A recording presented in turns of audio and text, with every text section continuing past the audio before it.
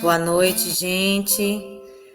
Nós estamos aqui ao vivo, nessa noite maravilhosa, com a Luciane Ramos Silva, nós da CIA Fancamaobi. Eu sou a Paula da Paz, representando a CIA Fancamaobi, que logo mais estará aqui em peso. E hoje temos o prazer e a honra de ter nesta mesa a convidada Luciane Ramos Silva, que é uma referência para a gente na dança do país e que é uma referência também da pesquisa como corpo afrodiaspórico, né, da linguagem mandingue. Então, eu queria que vocês dessem aí as boas-vindas e a boa noite para essa mulher maravilhosa, essa profissional incrível, ela que é artista da dança, antropóloga e educadora, doutora em artes da cena e mestre em antropologia pela Unicamp. Pesquisadora, pesquisa as corporeidades afrodiaspóricas e africanas, articulando as ideias de pluralidade, transformação e pensamentos contra-hegemônicos. Essa é a nossa querida Luciane Ramos Silva. Boa noite, querida. Boa noite, Paula. Boa noite, todo o povo aí da Fancamaobi, todas as pessoas que nos assistem, nos ouvem. E vamos que vamos, nessa véspera de feriado, conversar um pouquinho, né?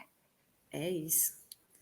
É um prazer muito grande para a gente, né? Desde o momento em que a gente escreveu esse projeto, né? Deixar bem claro que esse é uma ação que tem o fomento do fomento à dança da cidade de São Paulo, né? E desde o momento que a gente começou a escrever esse projeto, a gente queria muito ter você contribuindo com esse trabalho, porque a gente reconhece muito a potência do seu trabalho e da sua pesquisa. E a gente tem nesse projeto inspirado, né, inspirações nessa tua existência e pesquisa também. Então, que felicidade estar aqui com você. Obrigada. E a gente tem que agradecer também. Eu sempre gosto, né, de agradecer aqueles que chegaram antes da gente, as forças ancestrais que nos enraizam, nos sustentam, nos dão força, né, para seguir adiante. Então, as pessoas mais velhas aí, axé. Aos mais novos também, sei que essa é uma companhia que tem também muito corpo novo, gente instigada, né, para pesquisar e dançar. É importante, a gente sabe, né, que o Fomento à Dança da Cidade de São Paulo é uma política pública e que tem Estado, tem beneficiado, né, alguns dos grupos, ainda pouco, os grupos que discutem a partir da dança as corporeidades ou as formas de ler o mundo, pretas, negras, afrodiaspóricas, africanas, ou o nome que a gente desejar ou considerar em usar, assim. Então, muito bom que vocês, com o trabalho, a pesquisa e a visão adiante de vocês, estejam usufruindo e fazendo do fomento uma janela mais aberta, né? Paula, bom, Paula e público, né? Eu falo aqui o nome da Paula, mas tem também o Rafael, tem também o Adilson Camarão e tem também todas as pessoas aí da companhia que estão no backstage. Existe backstage aqui é tipo palco, né, Paula? Atrás das coxias. Bom, o pessoal da Fancamaobi enfim, presenteou com esse convite para discutir, abre aspas, a potência da dança negra contemporânea conectada à ancestralidade. Né? Esse é o tema maior da nossa conversa.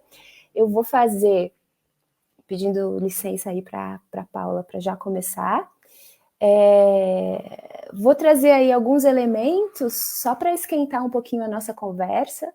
É um bate-papo, não é uma palestra, não é algo muito formal, mas alguns elementos que vão ajudar a gente a chacoalhar um pouquinho e depois eu me abro, na verdade já estou aberta, para as perguntas tanto da companhia quanto do público aí que estiver presente no Facebook, Carabook, da companhia Fancamaobi. Bom, eu elenquei 3 palavras, ou melhor, 2 palavras dessa frase, né? A potência da dança negra contemporânea conectada à ancestralidade. Primeiro, a ideia de dança negra, que eu colocaria no plural, como danças negras, né? Entendendo danças negras como um grande guarda-chuva, né? Que protege, abarca, agrupa, né, uma série de modos de fazer e pensar dança que têm em comum os referenciais negros, né? Eu vou chamar aqui de referenciais negros e sempre lembrando que cada profissional, cada intelectual, cada grupo, artista vai usar, nomear, né, da maneira como lhe convém, da maneira como a história, como leu a história, etc, né? Então, danças negras são aí, é um conjunto de danças, né, um conjunto de modos de pensar a dança, e isso é importante porque, quer dizer, ao longo da nossa história da dança, essa dança negra no singular, né, quando na caneta e na boca da hegemonia branca, sempre foi usada para reduzir, muitas vezes, os nossos fazeres, né? Muitas vezes limitando a pluralidade que nos constitui. É claro que dança negra também pode ser um termo estratégico, né? É a gente pensar que, a despeito das diferentes origens, a despeito das diferenças, existem fundamentos e existem existências que nos são comuns, né? Então, quando eu falo de fundamento, eu posso falar de uma questão técnica, né? A maneira como a gente raiza os pés, a maneira como a bacia vai estar um pouco mais direcionada para o centro da terra, a maneira como a gente usa a coluna ondulada, enfim, né? Isso não é uma regra, mas podem ser elementos que passam por muitas danças negras, né? Sejam elas feitas no contexto afro-brasileiro, no contexto caribenho, ou mesmo no contexto das Áfricas, né? Então, dança negra, no singular, pode ser também um termo estratégico. Ok, dança negra, guarda-chuva, pluralidade. Aí vamos para o próximo termo, que é a ideia de contemporâneo, né? Que pode ser entendido como, na academia, a gente chama de paradigma, ou escola de pensamento. Eu chamaria aqui como um entendimento de mundo, né? Uma forma de se localizar e entender o tempo presente. Entender o tempo presente e se deslocar dele também. É entender o presente, olhar ao redor, pique esquiva de capoeira. Olhar ao redor, se aproximar dele, não é somente estar no presente, é se aproximar dele e conseguir um certo distanciamento para criticá-lo, um certo distanciamento para tentar encontrar as fissuras desse tempo e se enraizar nas fissuras. Tipo quando a flor nasce no meio do asfalto. E às vezes não é bonito, não é só flor, né? Às vezes é sangue saindo do asfalto. Enfim, então o contemporâneo também é um espaço de contradição, é um espaço de fissura, de rasgados, né? Mas acho que a gente também vai ter mais tempo para falar sobre isso mais adiante. Então, eu elenquei esses 2 elementos aí que aparecem nesse tema, né? Tão sugestivo e difícil, eu diria, que me foi oferecido. Aí eu gostaria de mostrar algumas imagens, né? Já chamando atenção para que são imagens bastante cotidianas. Hoje eu pensei, seria legal a gente ver alguma coisa, enfim, então eu trouxe aí algumas imagens de arquivo minhas, acho que são 5 ou 6 imagens, daí eu falo rapidamente delas para voltar com vocês. Então, vou pedir, por favor, que a Paula transmita as imagens aí pra gente. Ela vai passando e eu vou falando sobre cada uma, tudo bem? Vamos lá para a nossa transmissão. E o povo que está aí online, se quiser fazer perguntas, se quiser mandar um salve, Bem-vindas as perguntas e os salves. Legal. Bom, não faço muita ideia como é que está a visualização disso no Facebook, espero que vocês possam ver, mas aqui é a imagem de uma cidade com carros e comerciantes, colorido, fulgor, dinamismo. Isso pode ser um espaço africano, isso é um espaço no continente africano, mais especificamente a cidade de Conakry, capital da Guiné. E daqui a pouquinho a gente vai entender um pouco melhor por que a Guiné, né? E esse espaço que tem a ver com um dos contextos que me interessam e que já até me interessaram um pouco mais, agora eu estou um pouco deslocada para outros assuntos, mas um dos contextos que me interessaram e moveram bastante as minhas pesquisas em dança. Né? Essa foto é da Daniela Stefano, uma companheira que esteve comigo em 2012, quando fui para Guiné. Ok. Cidade, fervor, movimento. Será que isso tem um pouco a ver ou não com um certo imaginário que temos ainda sobre o continente africano, né? Vocês imaginariam ali mais adiante uma floresta e selva, animais? Também, mas é um pouco essa África urbana, cosmopolita, inserida no contemporâneo. Nós a inserimos, o nosso discurso insere essas Áfricas no contemporâneo. Aí lança a pergunta quem que forja o contemporâneo, né? Quem define o que é ou o que não é contemporâneo? Bom, me interessa falar dessa África que gesta, que participa, que confunde o que se convencionou a chamar de contemporâneo. Bom, passa por favor, Paula, para a próxima imagem. Essa imagem, ela é de um bairro chamado Kaporo, se eu não me engano, estou aqui sem a legenda, mas daqui a pouquinho eu também posso olhar. O nome de um bairro em Conakry, a capital, e ali é uma moça dançando em um dunumba, né? Uma festa, onde as pessoas se reúnem, fazem um grande círculo e dançam. Eu vou falar bem superficialmente, né? Eu chamei de dunumba. Dunumba tem também a ver com um tipo de dança, com uma forma de dança referida também a um contexto étnico específico e também a chamada festa ou dança dos homens fortes. Mas a referência aqui para mim é essa festa, é essa dança que acontece na rua, essa dança que faz parte do cotidiano, né? E que as pessoas cultivam, não só nas salas, nos teatros, mas que passa pela vida cotidiana. Pode passar, Paula, obrigada. Aqui a gente tem a capa de um CD. Eu gosto de CDs. Gente, eu tenho CDs.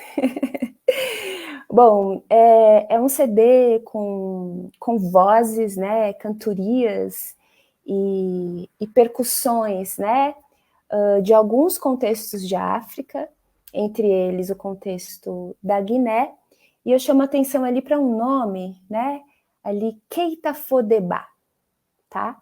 Keita Fodeba foi um homem do teatro, né, um visionário que enxergou nas performances, nas formas de organizar música e dança nos contextos da rua ou nos contextos das aldeias, lá nos anos 50, 1950, ele olha essas manifestações, esses contínuos culturais e leva isso para o palco. Ele vai ser o primeiro que organiza e que leva isso não só para contextos de performance na Guiné, mas também ele leva isso para a Europa. Né? O Keita Fodeba foi o responsável pelo formato que depois a gente vai conhecer como o formato dos balés africanos, né? Que tem aí um marco importante na Guiné-Conakry, no governo de um estadista chamado... Peraí, esqueci, Paulinha, me ajuda.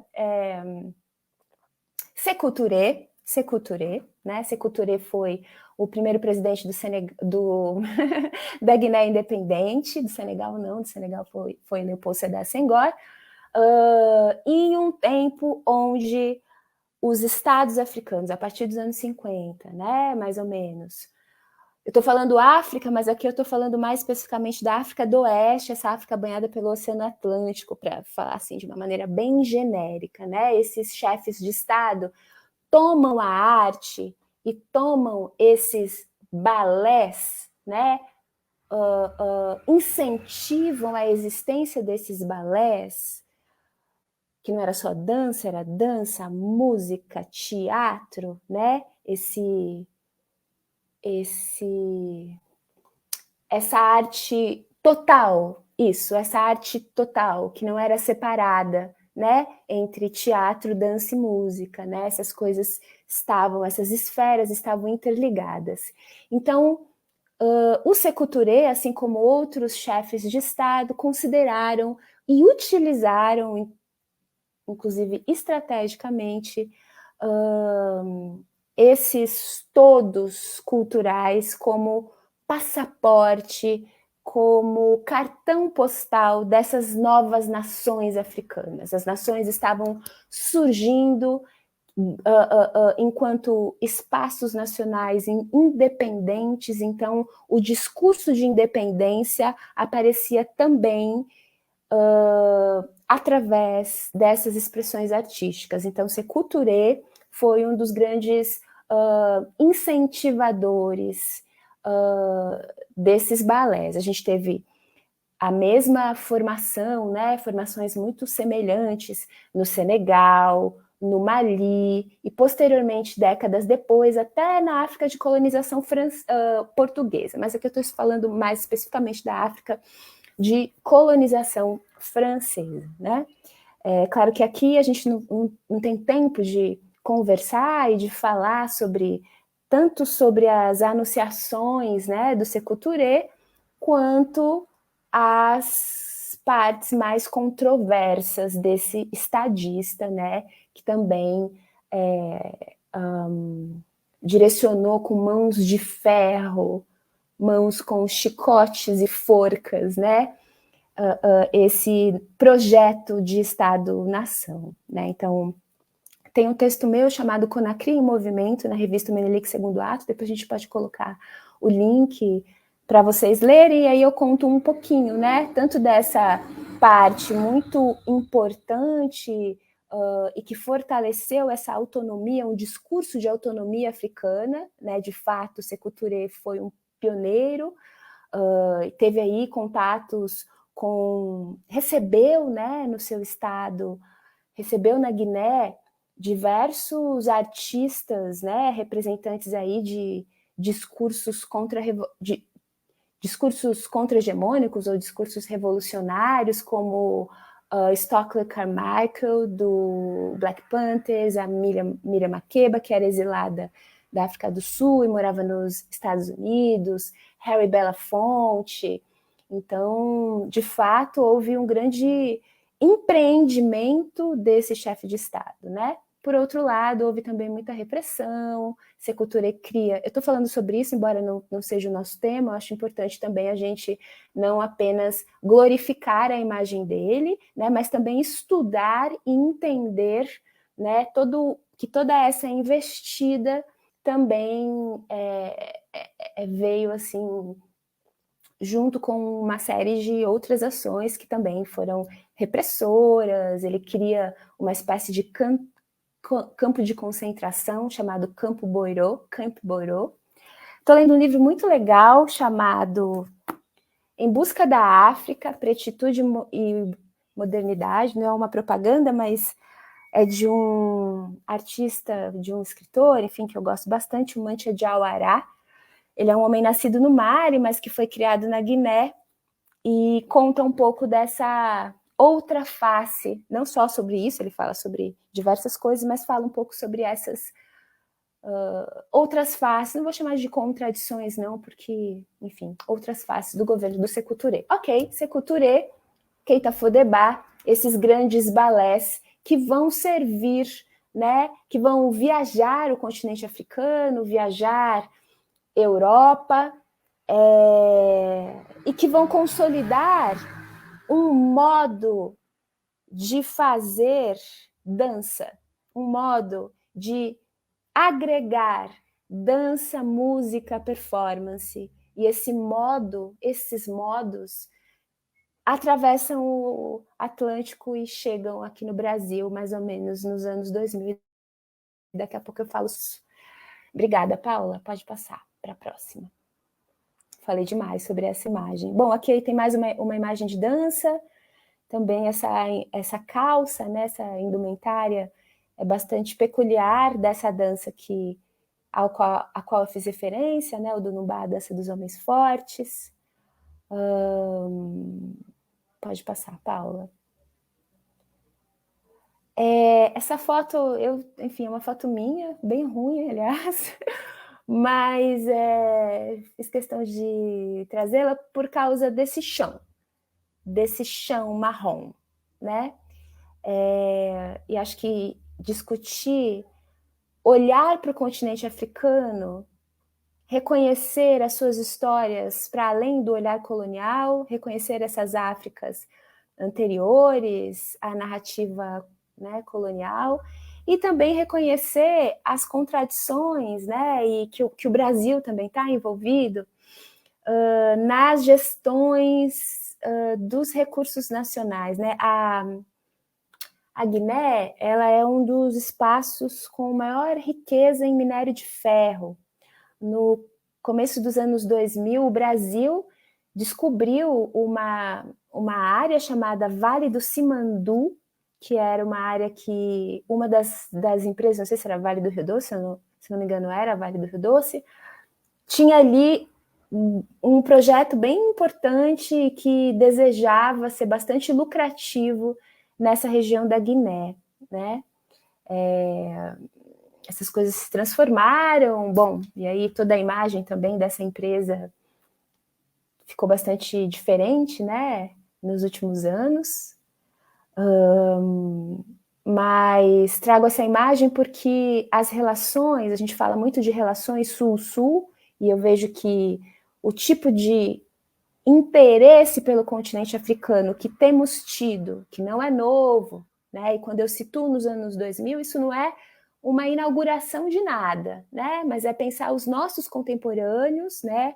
E a companhia Funka Malbi também faz parte desse olhar para o continente africano, por isso que essa ponte que a gente cria com o continente como uma ponte de idas e voltas, né? E situar o Brasil nessa ponte de idas e voltas é também entender que, se por um lado o Brasil como Estado-nação pouco se interessou pelo continente, no que diz respeito a essas trocas culturais, né, e etc. É claro que aí, lá pelos anos 90, a gente teve relações diplomáticas mais intensas com o continente africano, basta a gente pensar quantas embaixadas, né, foram abertas durante os anos 90, começo dos 2000, e como isso está agora. Mas falo disso porque o Brasil, nessa época, aí lá para começo dos anos 2000, estava com parcerias com o continente africano, sim, com relações com o continente africano, sim, mas relações que estavam, basicamente, tinham como principal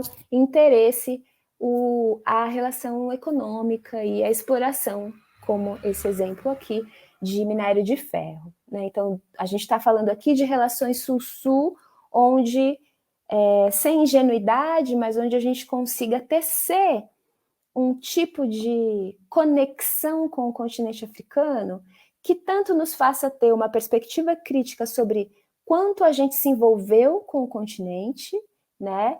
Quão nós sabemos daquelas histórias, né? com os seus encantos e com as suas contradições, né? Mas também significar essa nossa relação não só como uma relação de vamos voltar para a Mãe África, né? Eu digo isso porque é um dos meus, sempre foi, ou eu aprendi, né? Sou filha aí dos estudos africanos e aprendi a olhar esse continente, ou os poucos espaços que eu tive a oportunidade de visitar, não com esse encanto cego, com essa perspectiva um pouco ingênua, né? Mas com um entendimento de que, sendo brasileira e tendo essa conexão atlântica, né? O que a gente consegue aproveitar, o que a gente precisa necessariamente retomar e que tipo de leitura a gente precisa fazer sobre quanto o Brasil, a maneira como o Brasil se relacionou com esse continente, né? Acho que aqui a companhia também, com as pessoas aí mais jovens, né? Esse trabalho de pesquisa, né? Pesquisar significa também cutucar, né? Cutucar a história oficial, mas esse cutucão necessita ser esperto, ligeiro, né? Esse cutucão precisa ser crítico, senão a gente repete o que aconteceu décadas atrás, que é essa louvação entusiástica do continente africano apenas, né? Acho que acabaram as imagens. Acho que tem Não, mais ainda duas. temos mais duas, mas eu queria fazer uma Tá. observação sobre essa imagem, Luli, Obrigada, Paula. porque você falou que ela é uma foto mal feita. Eu achei uma das mais bonitas que você mostrou até agora. E aí eu fiquei me perguntando por quê. E aí eu entendi que tem a ver com esse barro vermelho, que na minha terra, né, em Maceió, é uma coisa mais comum. E aí acho que tem a ver com essa memória afetiva da infância, porque a gente se pintava com isso muito. É lindo.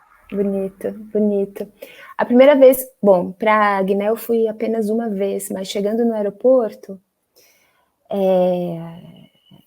bom, aquela experiência, né, dos aeroportos africanos, bastante vivacidade, vou chamar de vivacidade, informações, e eu falando um pouco o francês naquela época. Bom, e aí as pessoas te percebem como estrangeira, mas um dado momento um senhor me pergunta, né, de onde você veio? Aí eu digo, eu vim do Brasil. Aí ele diz, bem-vinda à sua terra. Então, claro que sempre esse encontro, né, que você falou de memória e de esse chão que você vê, né, que pode ser Maceió também, eu acho que é Maceió que você falou, né, Paula? Tá. Acho que ir para o continente africano são também reencontros, né? Também não quero jogar um balde de água fria e dizer que não, é profundo e é emocionante também pisar, né, naquelas terras. E é sempre um encontro com a gente, né? Mas cada pessoa tece esse encontro à sua maneira, de acordo com as suas camadas de história, né? Bom, para mim é sempre assim, a emoção, a paixão e a crítica, parece que ela precisa aparecer. E a dança, e a gente volta para a dança com as outras duas imagens, que são imagens bem caseiras, mas que aí fecham a nossa essa sequência para eu voltar para os anos 2000. Então essa imagem é de 2012, tão caseira que ela tem a Renée, que está ali no fundo, que é uma estadunidense, né? À frente a gente tem o Yusuf Kumbassa, mestre aí, professor, mestre, referência das danças da Guiné, que já veio aqui para o Brasil. Aquela época ele ainda não tinha vindo ao Brasil e a gente conhecia o trabalho do Yusuf basicamente por DVDs e fitas, também fitas de VHS, oh yes, as fitas de VHS não estão tão longe assim, viu, juventude? Jovens de plantão. A gente começa a estudar essas danças por fitas de VHS, depois que se transformam em DVDs, né? Bom, Yusuf é um desses mestres. A Renê está ali ao fundo, porque esse lugar onde eu estou, ele era um workshop para estrangeiros, assim, né? Um workshop para pessoas que vinham de diversos países. Naquela época, pouca gente do Brasil, tinha eu e mais uma brasileira, e, sobretudo, estadunidenses, né? Porque o Yusuf sai desses balés africanos, né? Lá no final dos anos 70, começo dos 80, e assim como muitos artistas da Guiné, vai para a Europa ou para os Estados Unidos. O Yusuf Kumbassa vai para os Estados Unidos. Esses artistas seguem predominantemente para a Europa, sobretudo para a França, porque tem todo um fluxo ali referente a essa experiência colonial. Então, as pessoas seguem para a França, como alguns artistas que muitos de vocês conhecem, Madi Keita, Famoudou Konaté, que posteriormente vão para outros lugares, né? Alemanha e etc. Mas tem um fluxo que é mais da África do Oeste para a Europa do que da África do Oeste para os Estados Unidos, mas Yusuf Kumbassa vai para os Estados Unidos, né? Então a gente tem aí um fluxo transnacional, e a maneira como essas danças também chegam, né, circulam, começa com esses workshops. No nosso caso, não. No nosso caso, começa com o VHS e o DVD. E posteriormente a gente viaja, né? Então, essa imagem diz algumas coisas. Eu diria que ela diz outras, né? Mas que a gente deixa para um outro momento. Ou se vocês depois tiverem alguma pergunta, né? A Renê ali no meio me chama a atenção, e ela olhando, esse olhar um pouco... Bom, e a próxima imagem também é uma imagem caseira. Não é muito sobre mim, mas é muito sobre esse encontro meu com a Guiné. Por isso que eu fiz questão de colocar essas duas fotos. Encontro meu com a Guiné, que é o encontro de muita gente daqui, né? Que eu carreguei junto comigo, e pessoas que, inclusive, naquela época não tinham como ir para a Guiné, né? Essa é a Fanta Kaaba, uma mestra da dança. Ela foi uma componente do Les Ballets Africains, foi solista, muitas histórias incríveis sobre ela, e essa experiência que eu tive em Conakry, ao final do workshop que eu fiz, eu fiquei ainda algumas semanas em Conakry, e eu fazia aulas, né, no quintal da casa dela. Né, foi uma mestra que abriu o quintal da casa dela, já bastante debilitada. Eu tinha aulas com as discípulas dela, mas muitas das histórias que eu ouvi da boca dessa senhora, que hoje, né, passados aí 10 anos, não sei onde está, e que ela esteja com bons ventos. Então a gente pode fechar as imagens. Eu vou só amarrar aqui, Paula, e aí eu fico aberta para as perguntas de vocês, tá? Então, essas imagens, elas falam dos anos 2000, né? Isso, 20 anos é muito pouco até para a gente pensar uma história dessas danças da África do Oeste, mais especificamente desse contexto mandingue, talvez mais especificamente desse contexto da Guiné, né? Porque tem muita coisa aí, Senegal, Mali, que já vem um outro fluxo, né? Ou fluxos semelhantes, ou anteriores também. Mais uma vez eu repito, isso aqui está sendo gravado, não existe uma inauguração de qualquer coisa aqui, né? O que eu estou falando é de uma experiência, né? E talvez aí um certo retrato que eu posso fazer que remonta aos anos 2000, quando um pequeno grupo aí de pessoas aqui em São Paulo se interessou pela pesquisa a esses contextos. Começou no contexto da música e depois foi para a dança. Tem aí a chegada também, né?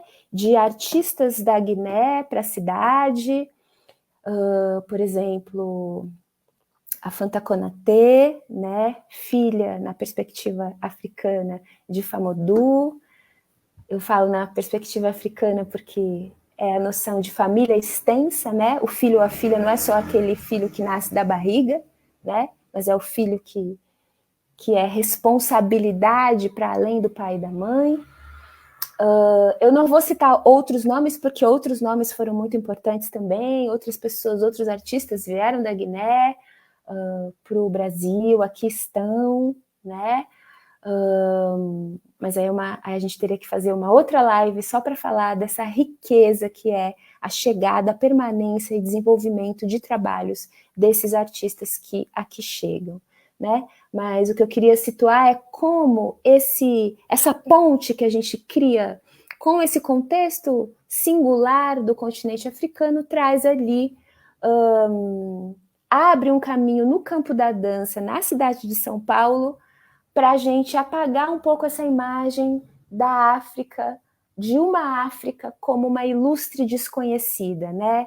A gente começa ali a falar de uma musicalidade complexa, de um referencial de dança que já não é, que é distinto em história, em corporeidade, inclusive, de um outro referencial tão importante quanto, que é um referencial mais ligado às religiosidades afro-atlânticas, às danças de orixás, em quices, etc, etc. Né? Então, tem ali uma janela que se abre que causa, né, que gera interesse nesses artistas ali que de um contexto que eu convivia. Né? No fim, eu conheci, entrei em contato com essas estéticas, não foi nem a partir do continente africano, a minha primeira experiência foi nos Estados Unidos, porque lá, diferente do Brasil, os fluxos com os artistas do continente africano são anteriores, né? Então, a ideia de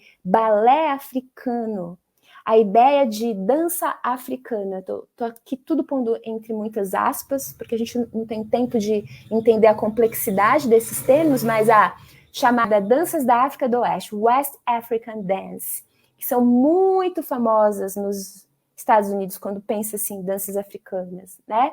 Se estabeleceram lá de maneira muito diferente de como se estabeleceu aqui. Também daria, isso é tema para uma outra live, né?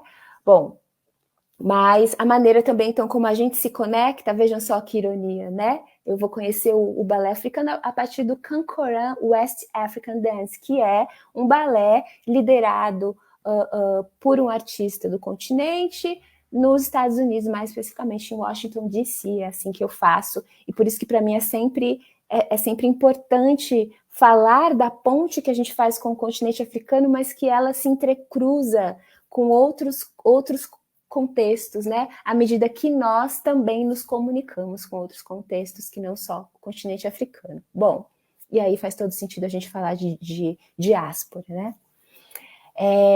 E daí a gente tem vocabulários, discursos, né? Linguagens que nos provocam, né? Maneira de entender o tempo musical, maneira de entender o centro, né? O centro a nossa relação pontuada com o centro da Terra, né? Esse movimento mais aéreo que não está, né? No maculelê.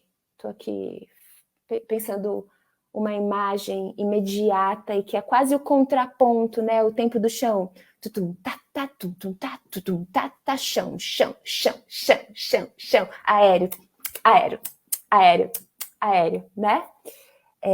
E que abre, é uma diferença, é uma janela que se abre para a gente pensar, isso é negro também, é africano também, e provocou muito esses artistas ao meu redor aí, pessoas que, assim como eu, estavam à procura, ou estávamos à procura da África? Não, a gente estava interessada em entender, em ter elementos muito práticos, né? Muito diretos do que poderia ser as nossas negritudes expressas no corpo para além do que eu já via, que já era rico e maravilhoso, né? Eu tenho também essa vivência com a antropologia, com os estudos africanos, então ir para a África não foi só por causa da dança, mas por causa da antropologia também. Isso me ajudou a perceber de maneira prática a multiplicidade do que somos, né? A multiplicidade que nos constitui. Ah, mas tem tanta África aqui no Brasil? Tem, gente, pra caramba, pra caramba. Dá para ficar aqui muitas vidas e não falar de África. Eu escolhi olhar para lá e fazer a ponte, né? Então, é pensar em perspectivas alternativas, perspectivas que baguncem um pouco o campo mesmo. É também sobre bagunçar, é também sobre pensar em redes, né? Criação de redes e rede ou teias, talvez não redes, mas teias, porque teia é a Nancy, contradição, a Nancy teia é mais emaranhado, né? Legal, não vou falar de rede, vou falar de tema. E de alguma forma, a gente, não vou falar de rede, vou falar de teia, não tema, falei errado. E de alguma forma, a gente, então, aprende a reposicionar, né, a deslocar o lugar de África e suas diásporas no nosso interesse em dança. Aí a gente chega em história da dança, porque eu fui lá para o Sékou Touré, eu fui lá para o Le Ballets Africains, fui lá para o Keita Fodeba. Isso também é história de dança, né? Esses personagens, essas instituições são também riquíssimas referências quando estudamos história da dança, né? E quando estudamos esses contextos? Nunca. Já é muito difícil, né? Então, acho que a partir aí desses 2000 e alguma coisa, a gente também passou a ter esses referenciais nas canetas de pesquisadores e pesquisadoras, sobretudo pessoas pretas que estavam interessadas, então, em dizer existe uma história oficial e existem outras histórias que precisam ser grafadas, fotografadas, discutidas criticamente, não é só uma retomada, né? É mais do que retomar, é retomar e significar isso na nossa realidade. Acho que eu falei demais. Vou passar a palavra para Paula. Mas a gente gosta, porque são coisas muito importantes para a gente que pesquisa, que busca se reconectar. Inclusive, essa mesa fala sobre essa busca, né? A potência das danças negras, da dança negra contemporânea conectada à ancestralidade, né? Então, essa reconexão para a gente também é algo muito, muito, muito importante. Então, ouvir sua experiência de ter ido, de ter conhecido e vivenciado, né, no território mesmo, é muito importante para a gente, até porque toda a documentação, né, da história oficial que a gente tem, contempla pouco, né, a maior parte do tempo, porque são narrativas de estudiosos que foram até a África e saíram de lá com histórias, né? A maior parte do tempo é isso. Não temos acessível, de forma muito acessível, as narrativas do povo do território, dizendo como que é a história deles, né? Narrando a história deles. Tanto a partir da vivência quanto a partir da troca, né, dos grandes mestres, né, dessa oralidade, né, da transmissão de saberes através da oralidade.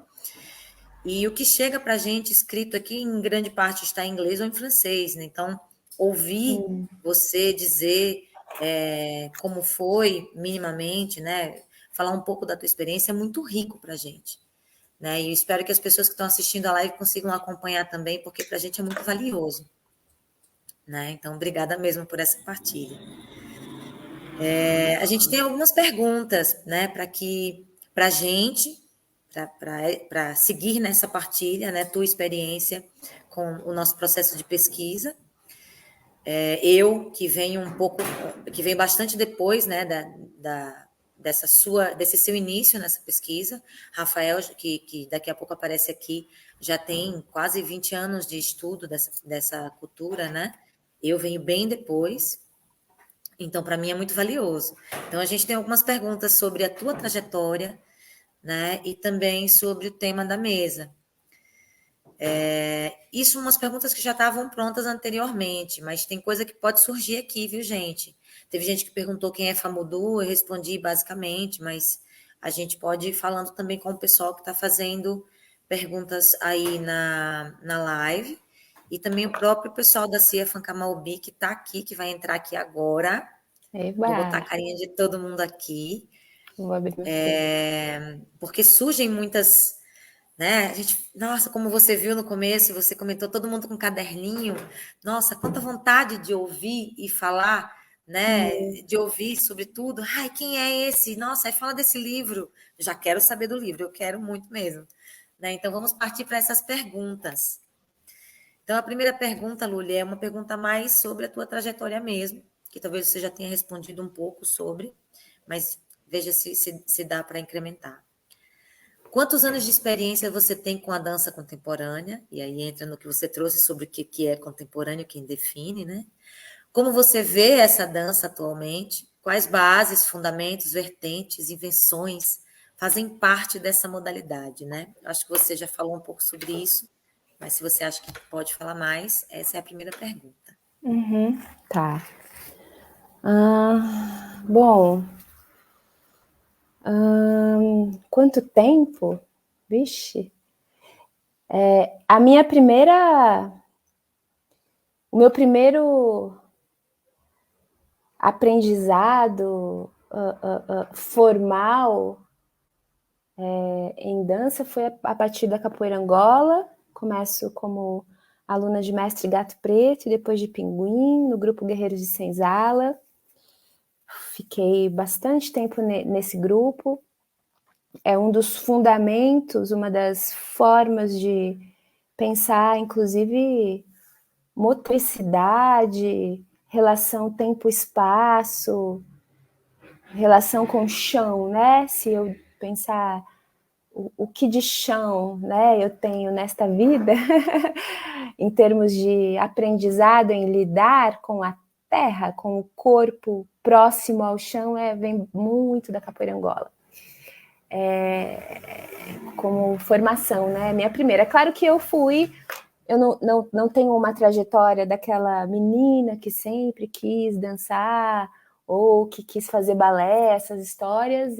Realmente minha trajetória foi por outro caminho, mas eu fiz jazz dance quando eu era criança e quase adolescente.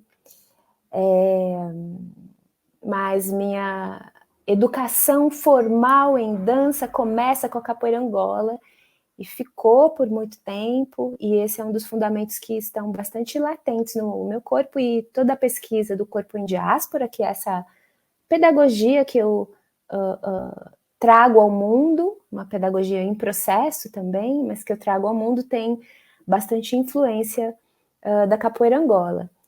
Sendo uma pessoa negra que pesquisa danças negras, também tive bastante influência das chamadas danças afro-brasileiras, vou abrir aspas também, que também acumula aí um todo de mestres, e dentro dessa mesma nomenclatura a gente tem algumas diversidades, né? E uma das maneiras de grafar e de expressar, né, esse termo são as chamadas danças de orixá. Então eu também estudei e tive muitos mestres, professores, referências, pesquisadoras desse universo, né, dessas danças que saem do contexto religioso e vão para o espaço profano dos estúdios, das salas de dança, e que a gente sabe que são referências, né, muito importantes para o que se constituiu a chamar de dança afro-brasileira. Eu recomendo vivamente o filme de Carmen Luz, uma das minhas referências também, né? Um filme de dança. E aí, para o pessoalzinho que está anotando, vale anotar um filme de dança que é uma espécie de historiografia documental, poética das danças negras no Brasil, né? Um filme bastante importante aí para as nossas pesquisas. E aí, quando começo a estudar antropologia, mais especificamente ciências sociais, lá na Universidade de São Paulo, quando eu já fazia capoeira e o grupo, né, de capoeira estava dentro do núcleo de consciência negra da USP, uma entidade importante de resistência do movimento negro, que ocupou aquela universidade a duras penas e ainda está lá, né? Nessa época surge aí então o interesse pelo continente africano, movido também pelas pesquisas e pelos mestres que eu tive aí do que eu estou chamando de estudos africanos, né? Aí começo a olhar para a África e vem esse interesse pela Guiné, mas antes da Guiné pelo Senegal, que acabou virando também um espaço mais contínuo de pesquisa mesmo, que aí eu levo para o meu doutorado, mas antes disso eu pesquiso tecidos na costa oriental africana, eu pesquiso as capulanas de Moçambique, mas esse contexto de língua portuguesa, eu visitei menos, né? Os meus campos, as minhas pesquisas de campo foram principalmente na África do Oeste, foram principalmente no campo da dança. Então, eu vou para o Burkina Faso, enfim, começo a pensar, puxa, eu quero saber um pouco mais dessa África do Oeste, quero entender um pouco mais dos passos que a gente pode dar juntos, das instituições. Por muito tempo eu fiquei muito interessada nas instituições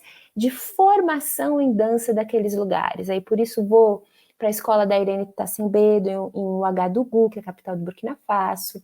Por isso vou para o Mali, por isso vou para o Senegal, e aí encontro a École des Sables, encontro Germaine Acogny, e aí também é um outro capítulo que acaba virando uma parte do meu doutorado, etc. Mas tudo isso tem a ver com pontes que criamos, relações sul-sul com o continente africano, e eu falo sul-sul, mesmo sabendo do quão falar de sul, ainda mais hoje, também pode ser bastante controverso e complexo, esquisito, sul-sul, o que é o sul, em relação a quê, né? O sul só é sul em relação ao norte, mas me interessava muito também, ok, o sonho do brasileiro, desse Brasil colonizado, desse Brasil que só enxergou por muito tempo no campo da dança, vou ser bem específica aqui, muito embora esse discurso valha para outras áreas de produção de conhecimento, um Brasil que só enxergou espaço de possível de pesquisa e de conhecimento como aquelas terras dos nortes, né? Como Europa, Estados Unidos, né? São sim espaços riquíssimos, né? Para a gente pesquisar, suas instituições também são fomentadoras, né, de conhecimento, etc. Mas me interessava, como continua me interessando, entender de que maneira a gente pode, ao invés de somente ir para aqueles nortes, por que não irmos para o continente africano, né? E poderíamos ir para outros lugares também, estamos aqui na América Latina, mas aí, enfim, cada pessoa faz a sua trilha, e aí eu fiquei nos últimos 12 anos entre indas e vindas para o continente. Acho que talvez ano sim, ano não, se eu distribuir ao longo desses 12 anos, que é nada, né, que é muito pouco tempo em relação à complexidade, à quantidade, né, e à fundura que é necessária quando se pretende fazer pesquisa. Então, eu, como uma pesquisadora, conheço um pouquinho e pretendo cavucar um tanto mais. E não precisa ir só, né, gente? Aí, de novo, aí para a galera jovem, hoje vocês têm acesso, né? Redes, internet, trocas de ideias aí com pessoas do continente, né? Vai lá no Facebook, você se conecta, no Instagram, você se conecta com um artista do balé lá do bairro X da Guiné. Hoje em dia, diferente de 10 anos atrás, a gente consegue estabelecer conexões com essas pessoas, ouvir, conversar e ter um discurso que não é só mediado por quem foi, né? Mas é um discurso direto também, e recomendo vivamente que a gente também leia os livros, né? Se não está em língua portuguesa e a tendência é que a gente tenha mais, né? Joga no Google, Google Translator. Mas é importante também que a gente tem muita pesquisa de brasileiros, nem tanto, mas um tanto, pesquisa de aí intelectuais pretos ao longo da América e no próprio continente africano, tratando dessas modernidades, dessas contemporaneidades, dessas pretitudes, com outro discurso que não o discurso eurocêntrico. É isso. Eu agora vou começar a colocar o povo aqui. Vem, povo, vem em nós. Gente, esse é Rafael, fundador.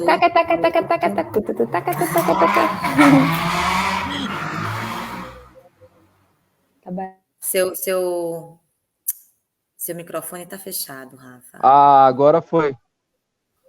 Boa noite, Luli. Prazer aí estar aqui com você nessa noite. Luli, se eu não me engano, a gente se conheceu, foi no Coteban ou foi na Sala Crisantempo, a época que o Coteban tocou lá no Crisantempo. Eu não lembro bem, porque minha memória às vezes foge. Eu acho que foi pelo Coteban. Pelo Coteban. Para quem não Coteban conhece. é um dos grupos pioneiros aí desse movimento na cidade de São Paulo, portanto, no Brasil, né? Dessa pesquisa. É um dos grupos pioneiros de pesquisa, e o Rafael estava lá, começou no Coteban, que existe até hoje, viu, gente? Está sendo gerido, gerenciado e tocado, né? Até hoje, está aí, está vivo, pulsante. E Rafael é dessa leva do Coteban, e, enfim, passou pela Trupe Bencadi e agora com a Ciefan Camalbi, que ele é fundador. Eu vou colocar uma telinha aqui com 3. Ó, temos 3. Bruna Braga, Vitória Fonseca e Luciane Teodoro. Temos mais uma Luciane na live hoje. Gente, se apresenta aí, quem é quem? Lindas. Eu sou a Luciane. Eu sou a Vitória. Sofia. Bruna. Sofia, não estava vendo, Sofia, me perdoe. Sofia e Elisa ali, ó.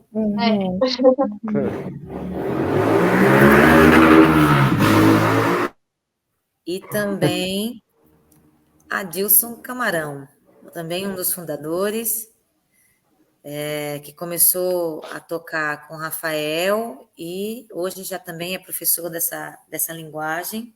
Professor, né? A gente não se diz professor, a gente se diz disseminador, pelo menos é como eu me intitulo nesse processo, porque a gente passa o pouquinho que a gente teve contato até agora, né?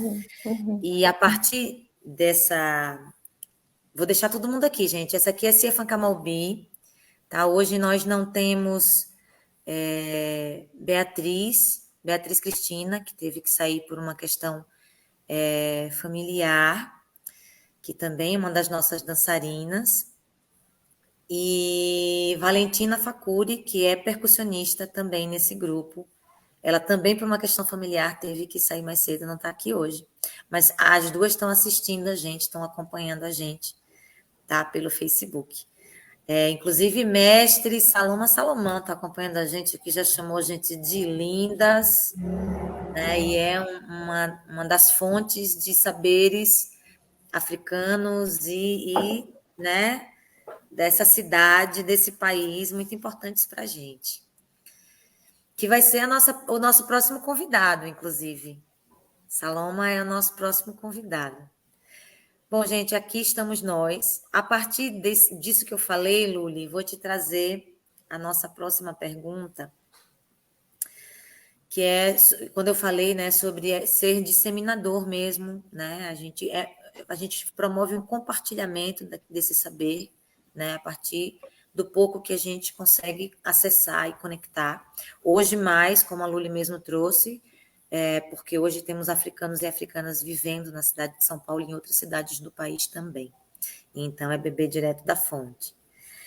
Então, essa pergunta é a seguinte: quais considerações você poderia fazer para grupos que, assim como a CIA, como esta CIA, Cifa Kamalbi, produzem a partir de releituras e pesquisa continuada aspectos da cultura mandingue? Quais são suas mestras e mestres? Já são duas perguntas, né? E quais são suas mestras e mestres dessa cultura, né? Você já trouxe aqui o Yusuf e a Fanta, mas se tem mais algumas mestras e mestres que você considera importantes para esse processo de pesquisa sua? São duas perguntas. Ok, duas mesmo. Complexas. Então, já vou mandar um salve para o Saloma Salomão, querido, intelectual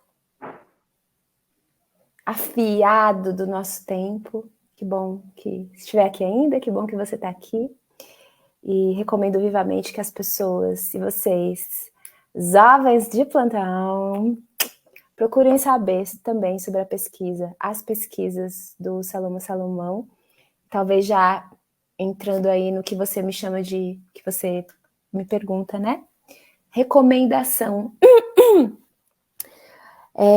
Eu recomendo que a gente, eu vou coletivizar, tá? Não é só recomendar a vocês e reforçar isso que talvez seja uma necessidade, entrar com fundura nas coisas, né? Se a gente tem o diagnóstico, né?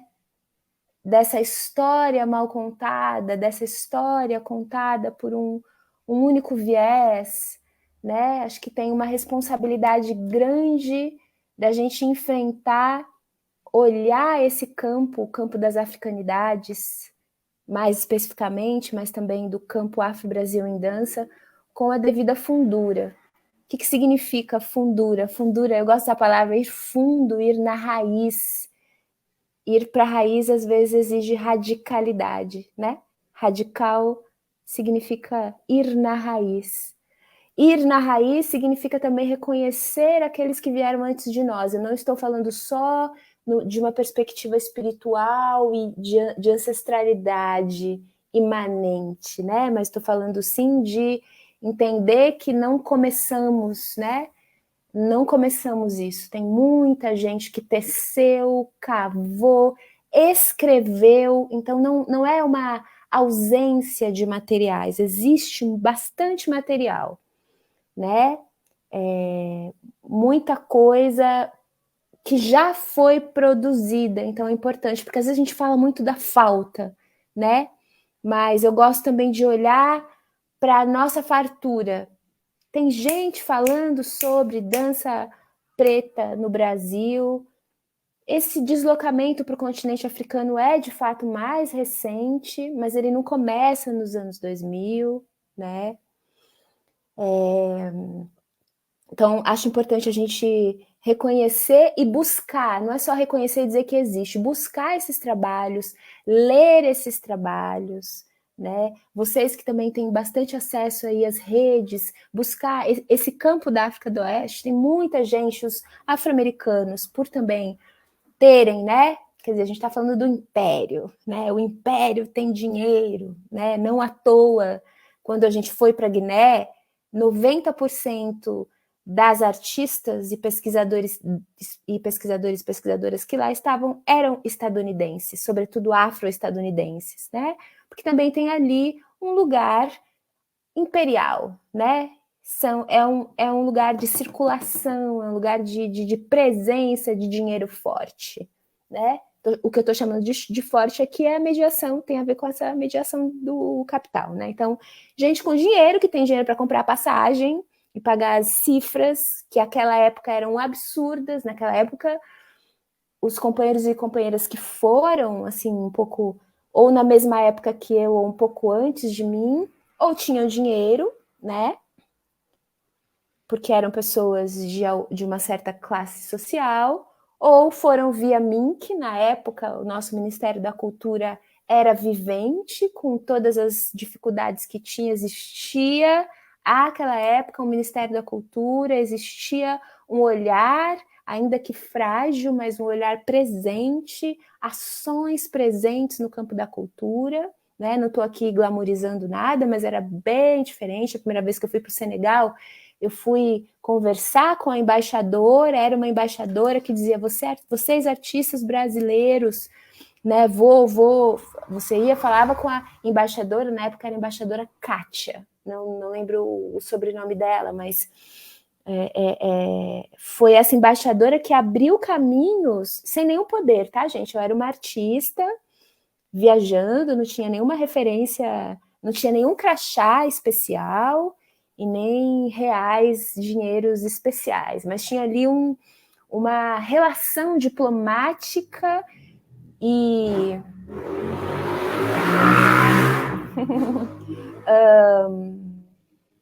pessoas representantes do Brasil nas embaixadas que de fato se preocupavam com essas conexões, né? Então foi assim que eu fui indicada para um cineasta que me levou para uma escola em Dakar, para um centro cultural, Blaise Senghor, e cuja gestora conhecia a École des Sables e aí me levou para a Escola de Areias, enfim, tudo isso. Isso em 2009, né?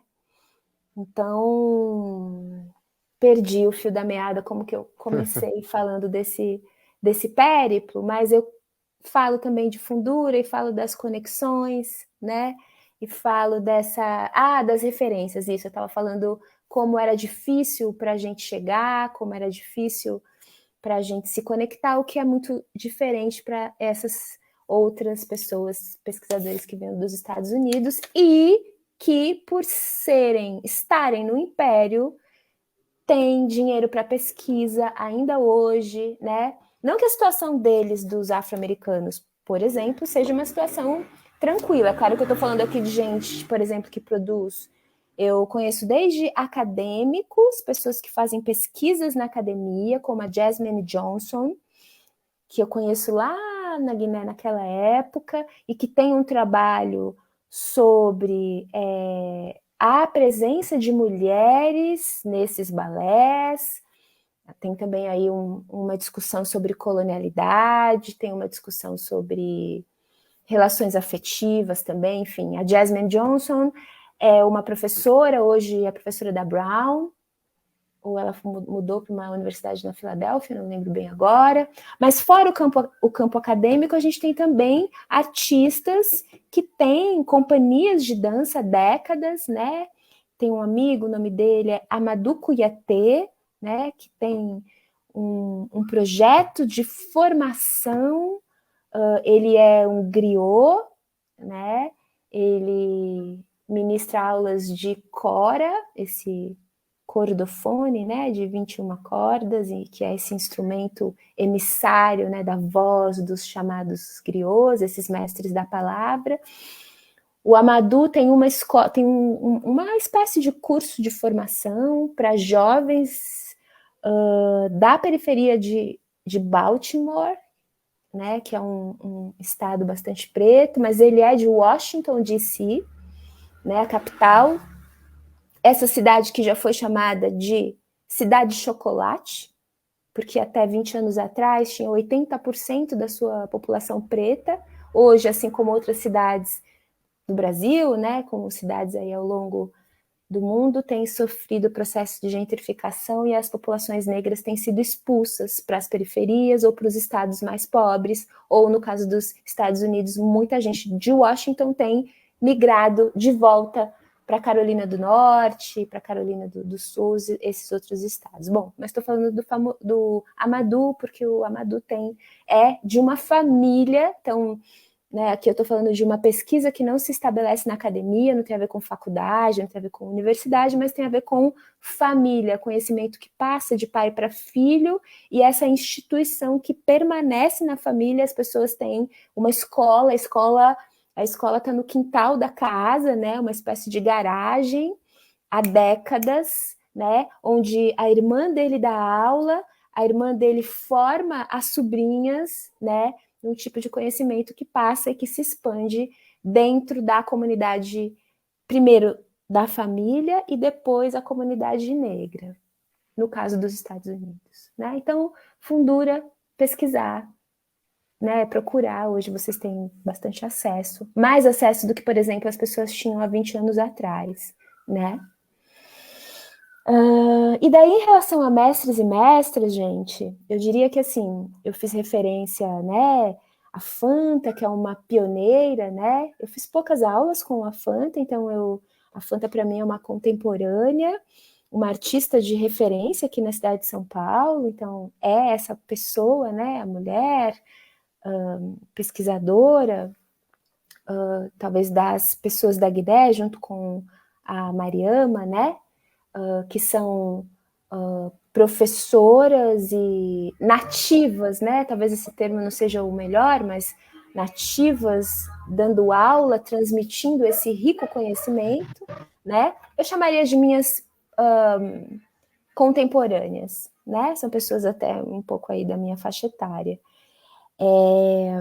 Mas como mestres e mestras aí para nomear é muita gente, né? Eu também eu não venho de uma única escola, né? Mas eu tive não é uma constelação, vou chamar de uma galáxia de pontos luminosos, assim, que me ensinaram, né? A começar lá atrás, né? Eu fui aluna do Augusto Mulu, eu fui aluna minha mestra Inaicira Falcão, que foi também minha orientadora no doutorado, e aí que eu estou misturando, né, academia e vida artística também. Referências aqui né, a Carmen Luz é uma referência importante para mim, Mestre Gato Preto e Pinguim são mestres importantes para mim. Eu uso o termo mestre aqui com esse significado bem perto do que é o mestre da capoeira, né? E acho que ser mestra e mestre exige acúmulo, exige vida vivida, né? Exige tempo, estrada, picada, muito arroz com feijão comido. Essas pessoas abriram, né? Com foice muito do caminho que eu passei e muito do caminho que vocês estão passando e passarão, né? Irineu Nogueira foi meu professor também, eu fui aluna, fiz aulas assim um tanto com Rosângela Silvestre e outras mestras da Bahia. Tenho duas mestras importantes assim afro-americanas, que é a Mara Tabor Smith, que eu chamo assim de minha irmã mestra. Tem uma outra mestra também, o nome dela é Kath Perkins, que é uma iluminadora, uma pioneira das poucas iluminadoras pretas lá do contexto que ela faz parte, iluminadora para teatro. Muita gente, muita gente. Gente, vocês querem fazer as perguntas também? Eu posso seguir?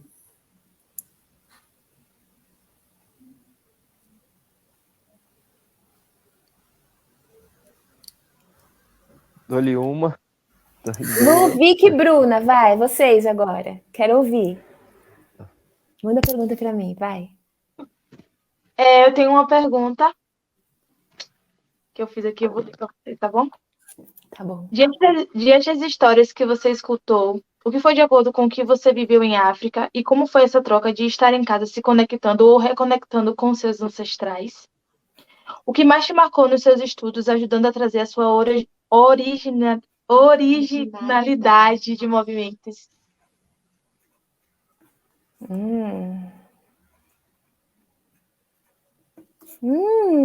Gata, que pergunta difícil.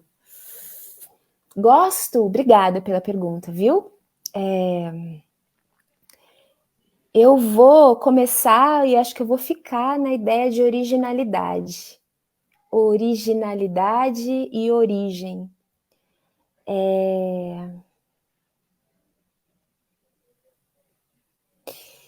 Fazer dança. Ao fazer dança, eu sempre fui provocada a desenhar com o meu corpo, seja na dança que eu faço, na coreografia que eu crio, seja na dança que eu ensino, eu fui interrogada ao contemporâneo, interpelada pelas coisas ao redor, a construir alguma coisa original, no sentido de ser alguma coisa ligada à minha experiência, à minha história, né? Não dava só para replicar alguma coisa de outras e outros, né? Então, isso me marca bastante, porque se torna uma busca, né? Como é que eu me relaciono com essas estéticas, né? Reconhecendo que elas são tão ricas, né? Augusto Mulu, né? A antropologia do movimento, Amara Tabor, tô falando das mais próximas, né? O corpo e ancestralidade de Naysira. O que isso tem a ver comigo, né? Como é que eu tomo vantagem no bom sentido, né? Como eu capturo aquilo que tem a ver comigo, porque se é negro ou não, né? Peraí que eu já chego nisso. Eu acho que é também expandir, né? Não pensando em originalidade como essência única, como raiz que prende a gente à terra, né? Mas buscar alguma coisa que fizesse sentido na história que eu vivia, que não era uma história. Vejam só, eu venho de uma família católica, né? Eu não sou católica, minha família é católica, de um catolicismo popular. Vai ter o tio que batia tabaque, né?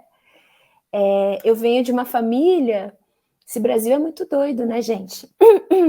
Nossa, mas então, olha a cara dela, o cabelo e tal, ela dança e tal. A mãe dela deve ser baiana, alguma coisa assim. Minha mãe é gaúcha, né? E se a gente olhar com fundura e pesquisar a história preta nesse país, a gente sabe que o Rio Grande do Sul tem uma história preta de longo tempo. Vai para Porto Alegre, vai para Pelotas. Já estudaram sobre as charqueadas? As fazendas de charque? Pelotas é uma cidade super preta. Histórias assim, fundas, difíceis, dolorosas, ecos, né? Então, é também buscar essa originalidade, é também revisitar a minha história, que não necessariamente vai estar, ela pode estar relacionada também, quer dizer, eu me confrontei também com essa história católica da minha família. E pensando também que origem não tem a ver só com família, né? Essas influências não são só a família, elas são também os lugares onde os nossos corpos passam, né? Por isso, mais uma vez, origem não é só raiz, não é só aquela coisa fundamental. Eu não estou aqui desvalorizando o fundamento. O fundamento é importante, porque aí você sabe de onde você veio e para onde você vai. Mas é bom a gente saber que a gente pode ir para qualquer lugar. É bom a gente entender a Germaine Conny, uma das mestras também que ilumina o meu trabalho. Ela traz a metáfora do baobá, né? Essa árvore frondosa com aquele tronco gigantesco que às vezes precisa de muitas pessoas para abraçar um baobá, né? Tem raízes fundas, mas ela fala muito dos galhos. Então ela diz: se sente um baobá, né? Onde você tem raízes profundas que te dão base, te dão estrutura, mas galhos que te levam infinitos, né? Que te levam para onde você quiser, né? Então, eu também me confrontei com as diversas linguagens das quais eu me alimentei, né? Embora o meu trabalho tenha um fundamento preto, uma estrutura poética, estética negra, afrodiaspórica, eu já estudei Butô. Eu tenho um grande amigo que é pesquisador de uma técnica, uma metodologia chamada estações do corpo, que tem a ver com o Japão, um cara chamado Min Tanaka, um tipo de trabalho que eu também agreguei um tanto nas minhas formações, quando eu dou aula, que tem a ver com como lidar com o sensório quando a gente estuda movimento, quando a gente estuda dança, né? Como é o jeito que se dança, a maneira como eu levanto o joelho, a maneira como eu projeto a minha cabeça, como eu giro os meus ombros para trás, como eu uso o centro da terra para saltar e voar, né?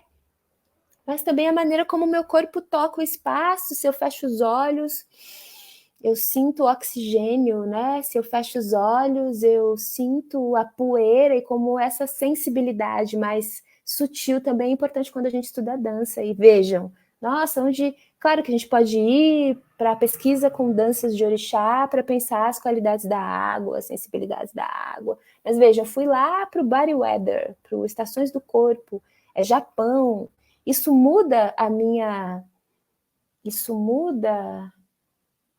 o meu gradiente de africanidade? Só fortalece, porque tem raiz, tem fundamento. Sei de onde eu venho, mas tem relação também, tem relação. Então, o que marca os meus estudos, voltando para a sua pergunta, é como me enraizar. Eu acho que o que marca os meus estudos, quem me perguntou foi a Lu, foi a Vicky ou foi a Bruna? Foi Vicky. Vicky, é esse desafio, né?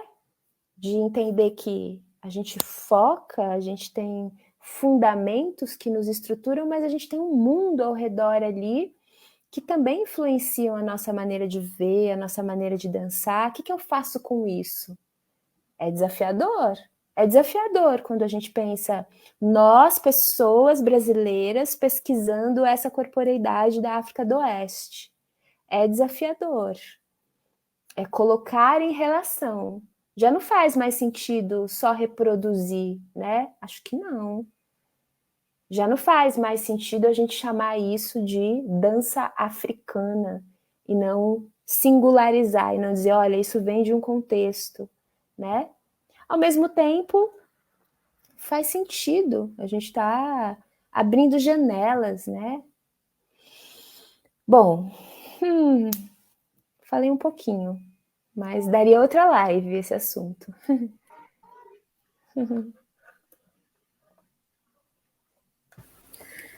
Bora, gente, não deixa cair. Tem mais Não deixa perguntas. cair. Tem perguntas, é? Isso aí é o quê? Tá no Face?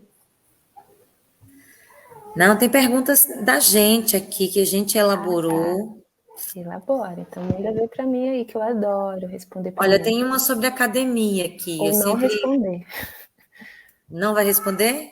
Não, eu digo, eu gosto de responder e talvez não responder, porque às vezes a gente não tem resposta. Aí a gente leva para casa e deixa para o dia seguinte. Claro. Bom, essa sobre academia é também porque você é uma das pessoas de referência de enfrentamento nesses espaços para a gente, né? Então a pergunta é assim: quanto enfrentamento você e seu corpo tiveram que travar em sua vivência acadêmica, sendo este espaço ainda tão colonizado? E como você acredita que sua ancestralidade te alimentou nesse processo? Nossa. Obrigada pela pergunta. Só bomba vocês me dão, né? Bom, eu venho de uma família, aí falando de ancestralidade, né? Eu venho de uma família operária. Eu sou a primeira geração que faz universidade e pai e mãe, eu estou falando de família aqui, pai e mãe, mas isso também se estende para avó, tios e tias. Mas eu vou falar especificamente dessa noção de família aqui, né? é onde estudar era necessidade, era o caminho para, eu vou usar o termo avanço, né? Mas tinha bastante a ver com encontrar um lugar diferente do que os que vieram antes de mim encontraram. E eu não estou falando isso por acaso, eu estou falando isso para a Lu, para a Vicky, para a Bruna, né? Estudar não é só passar pela universidade, tem muitos outros caminhos riquíssimos, né? A universidade, a academia é um deles, eu escolhi chegar, permanecer, tô nela até agora. E a minha avó Benedita dizia, menina, você não vai parar de estudar? Ela, não, vó, acho que não. Não acaba nunca a missão.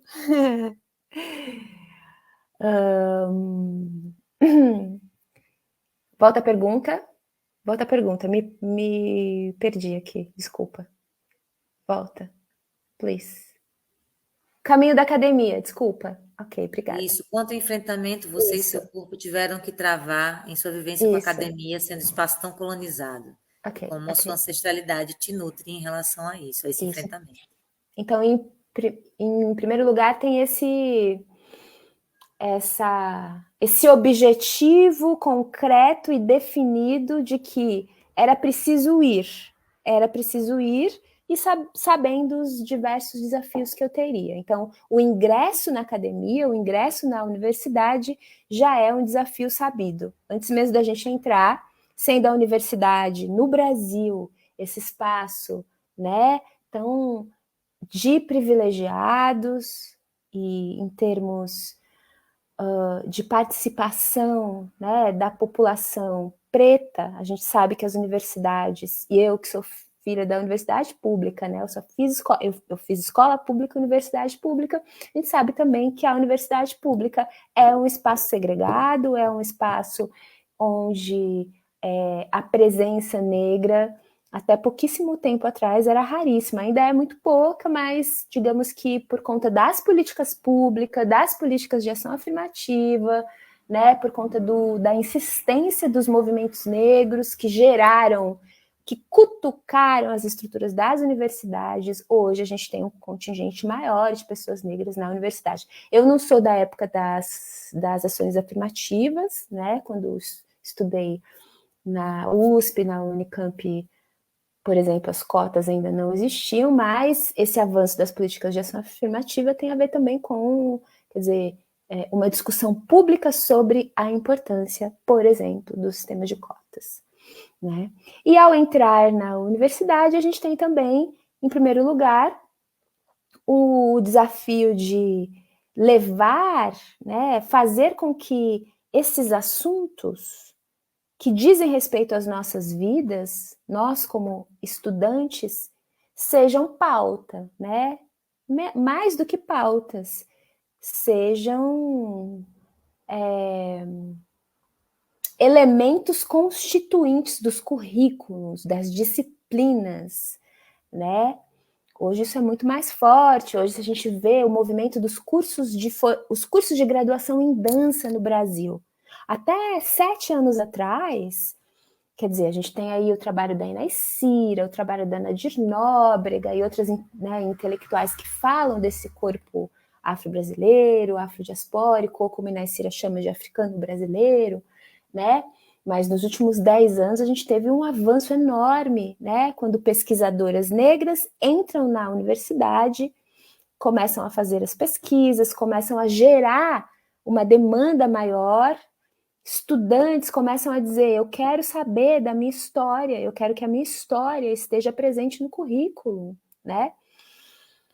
Estou falando aqui mais especificamente dos cursos de dança mesmo, né? Então eu quero que tenha, eu quero saber da técnica Aconi, eu quero estudar a história dos balés africanos, né? Porque eu estudo Mudra do Maurice Béjart, né? Enfim, então essas dificuldades, no fim, elas são desafios para que a gente se coloque dentro do contexto acadêmico de maneira aguerrida, né? Não tem outro caminho, porque senão a gente as nossas luzes se apagam. Então, o meu percurso foi também muito nesse lugar de trazer os meus interesses como à frente. Daí, claro que aí a gente tem as nossas responsabilidades, né? Não, para mim não havia outro caminho senão estudar essas coisas que lá não estavam, né? Então, se eu for falar, por exemplo, das minhas pesquisas acadêmicas, né? Quando estudo os tecidos, quando estudo a École des Sables, quando falo também dos balés nacionais e tudo isso, isso vai para minha pesquisa acadêmica e isso gera esses interesses também geram fissuras, olha aí o contemporâneo outra vez, geram fissuras nas estruturas, sejam, poxa, vamos ter que criar uma disciplina que é histórias das danças afrodiaspóricas, acho que sim, vamos ter que criar um curso de extensão, né, com a companhia Fancamobi, que vai dar aula na Unesp para as alunas de dança, enfim, do curso de graduação em dança. É isso? Pode ser isso também. Enfim, acho que tem uma alteração de ordens que só aconteceram e acontecem porque os nossos corpos insubmissos estão ocupando esses lugares. Não basta só ocupar, sentar.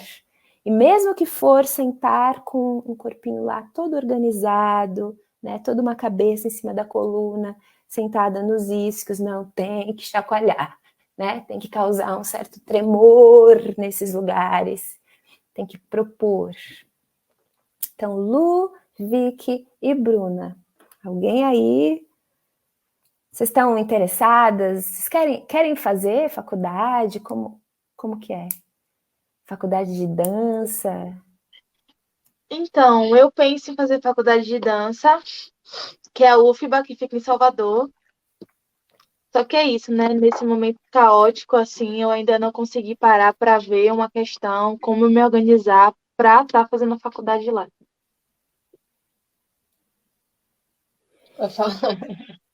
Eu, na real, eu já fiz faculdade já, fiz licenciatura em dança em São Caetano do Sul.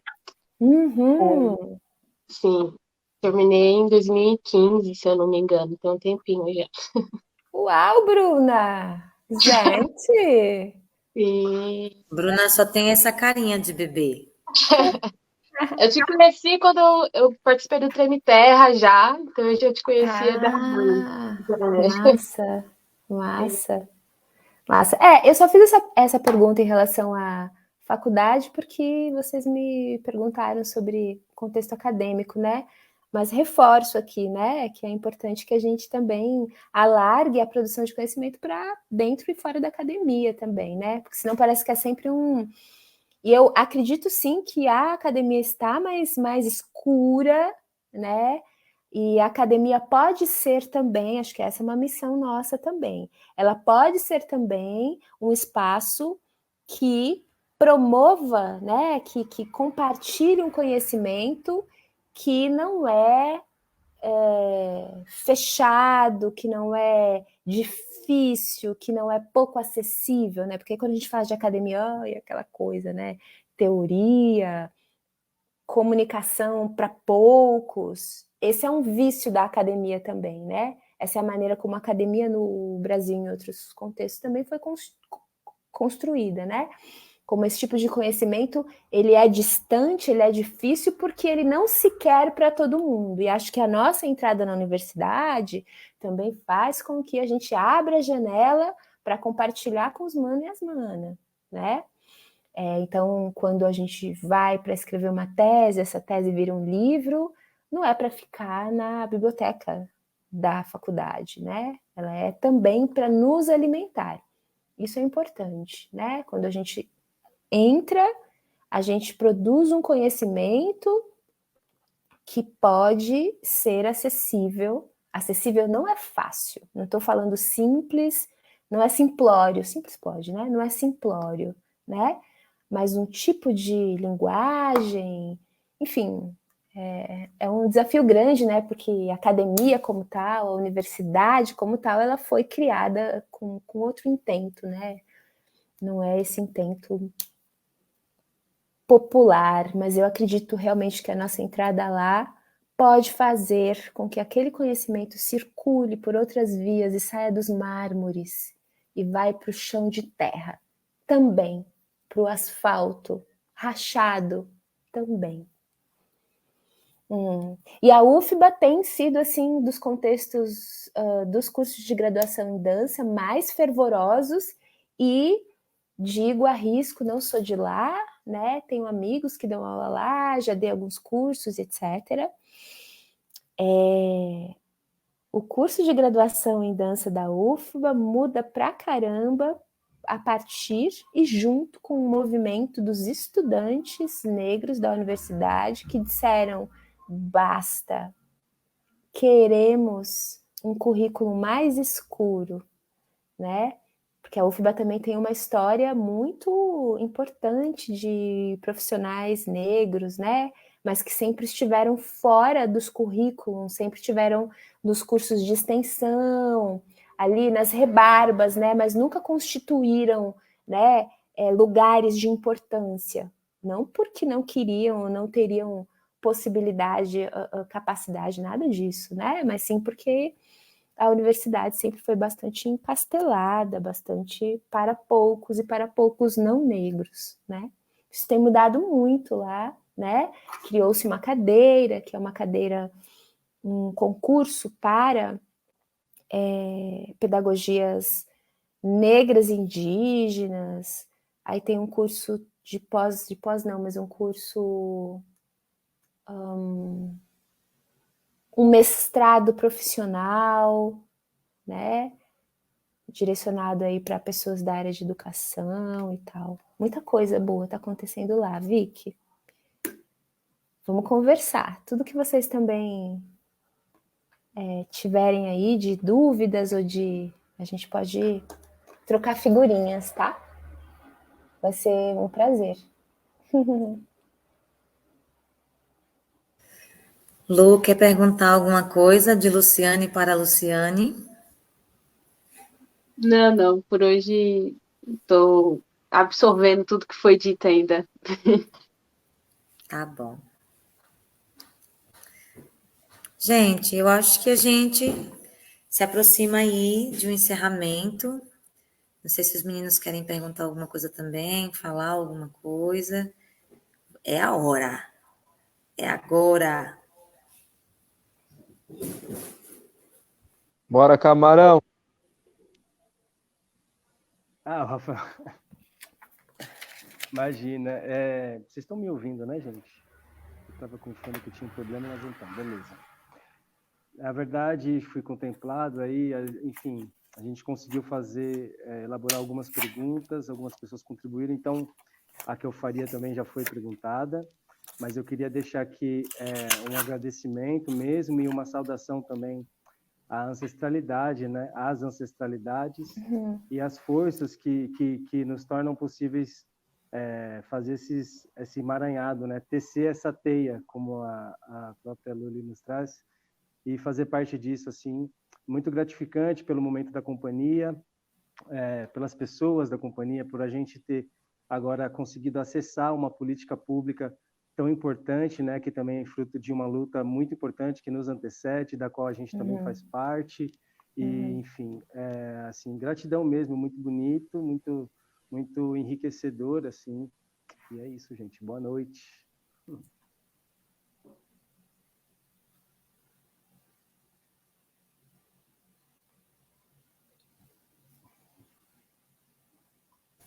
E aí, Rafa? Eu tô aqui só para agradecer mesmo. Luli, saudade de tocar numa aula sua.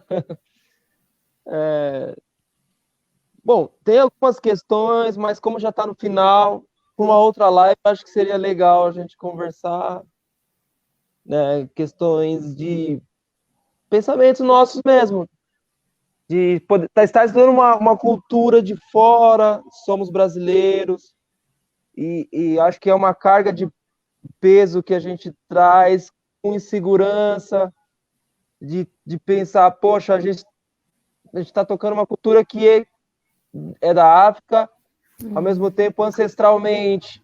Cara, dá muito eco isso aqui, vou ter que tirar esse fone, acho que é melhor, né? Ah, tá dando para te ouvir, Rafa, tranquilo.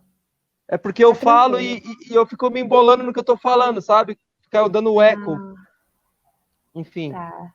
A gente tá te ouvindo. Acho que a gente pode conversar em um outro momento. Acho que são várias questões que daria mais uma live. Mas eu tenho muito a agradecer de você ter aceitado o nosso convite. Você é uma pessoa muito importante pra gente. Pra mim, muito importante. Tenho um carinho muito grande por você. E saudade.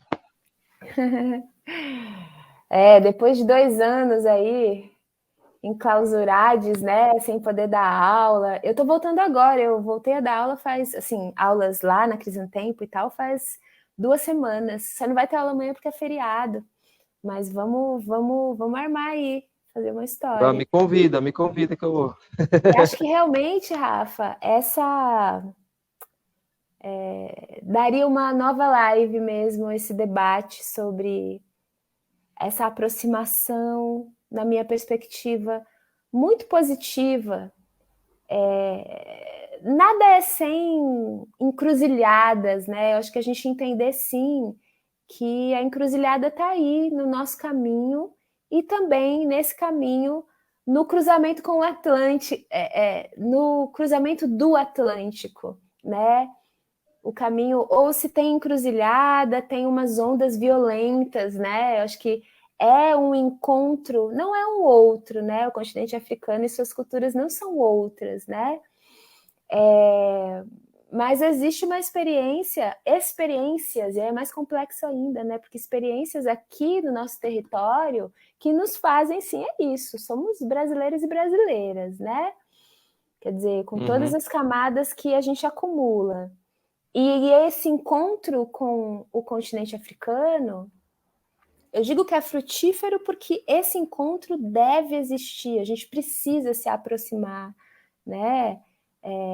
Essa é uma contribuição que nós podemos dar para um novo, não é novo, porque uma parte de gente já fez isso, mas para um outro olhar sobre o continente. E esse encontro é atravessado por desafios, né? Um desses desafios somos brasileiros. Como a gente constrói essa ponte? Como é que a gente se apropria com densidade, com justeza, com responsabilidade, né? Eu vejo que nesses últimos 10 anos o próprio discurso sobre como fazer já mudou bastante. E a gente caminha caminhando, né? A gente caminha caminhando. O encontro é inevitável. O encontro é inevitável. Tá aí. Agora, a maneira como a gente vai tecer esse encontro, rever os passos já dados. Sempre é tempo de rever, sempre é tempo de, puxa, falava assim, agora eu falo assado. A gente tem isso que a Paula aponta, né? A possibilidade hoje de escutar os mano e as manas de lá e de aprender com os mano e as manas de lá. Com também o desafio de entender que a relação precisa ser horizontal quando se chega aqui, né? Quer dizer, a gente pisa em territórios, né? Porque senão a gente parece que inverte os lugares de autoridade, né? Quem pode falar, quem não pode. Então a gente só escuta. Acho que é entender também a reciprocidade, né? Dar, receber, retribuir. Dar, receber, retribuir. E a gente faz a gira girar, né? E eu acho Aceitar muito a louco essa encruzilhada. coisa dos caminhos, né? Que é os caminhos que a gente busca percorrer. Porque, por exemplo, a questão da dança contemporânea na minha cabeça sempre foi uma questão de um certo preconceito em relação a como foi embasado aquele aquele trabalho, né? Então, assim, hoje com esse fomento, me abre mais esse leque de pensamentos. Claro, ter conhecido vocês na época do Crisantempo também me abriu muito a mente em relação a esses conhecimentos, como criar essas experiências de coisas tradicionais também, né? Porque você foi para a África, você bebeu da fonte aqui com os mestres aqui, e mais a sua experiência com danças, igual você falou que fez jazz, e outras pesquisas que constituiu nesse seu caminho, essa busca, né? De formar uma outra, com outro olhar, uma outra forma. E eu acho que isso é bem legal, e com esse fomento a gente também começa a mudar um pouco essa ideia, porque a questão da tradição também é importante, e às vezes eu percebo que tem pessoas que não têm muita profundidade de conhecimento, que não está errado, mas que se perde um pouco a tradição. Né? Então, por exemplo, o estudo que a gente tem, que eu venho, igual a Paula falou, tenho 20 anos de djembe, são cursos em Florianópolis, são conhecimentos com os mestres aqui, mais ou menos um caminho que a gente buscou, né? Que aí eu acho que vem mais com essa coisa da ancestralidade, porque a minha escola, por exemplo, ela veio do Teatro Solano Trindade, então não tinha a ver com mandingue, embora tenha semelhança em algumas coisas, mas de outros lugares da África, né? Então, maracatu, jongo, coco. E aí eu me vejo tocando djembe, me vejo tocando derbaque, coisas que para mim vêm de uma ancestralidade, porque, poxa, no Brasil a gente tem tanta riqueza, né, cultural, poderia estar, sei lá, podia estar no tambor de crioula, podia estar no samba de roda, embora eu goste, mas não é uma coisa que eu... Então, eu acho que é interessante essa coisa de a gente conhecer o novo e a partir daí, sei lá, eu me embananei aqui, acho que eu falei demais. Não, acho que não embananou, não. Esse território, ele é bastante espinhoso, Rafa. E quando você fala perder a tradição, uau, é bastante assunto, é bastante... Acho que tem um lugar dessa tradição que está sempre em movimento, inevitável, que se transforma. Ao mesmo tempo, essa tradição em movimento, atravessada pelo risco do capital, né? Ela vira um objeto de consumo, ela vira um temperinho gostoso, né? É perigoso, mas ao mesmo tempo, como é que faz? Fecha? Ela já está aberta, porque ela está em circulação, né? Então, tem a ver com questões éticas, questões de responsabilidade. Ao mesmo tempo,